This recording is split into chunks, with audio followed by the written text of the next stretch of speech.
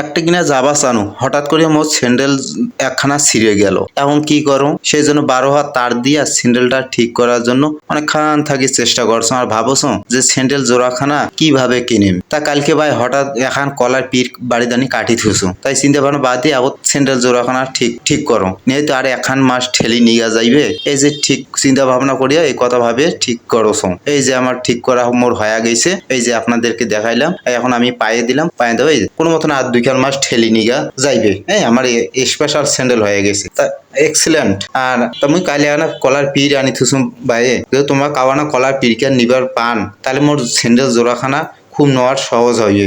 এই যে তুমি বাজার যাচ্ছ, তোমার হইলেও আইসো বাজারত কানা কলা যাই বেশি টাকা দিবে না যাই কম টাকা দিবে তাকে মুই কলার পিরিকান দেন, যাতে মোর একজোড়া ভালো স্যান্ডেল কিনির পাও। সবাইকে বাজার আসার জন্য আমন্ত্রণ রইল। তোমার না বাজার আইসেন ভাই, তাড়াতাড়ি মোক স্যান্ডেল জোড়াখানা কিনির নেকবে।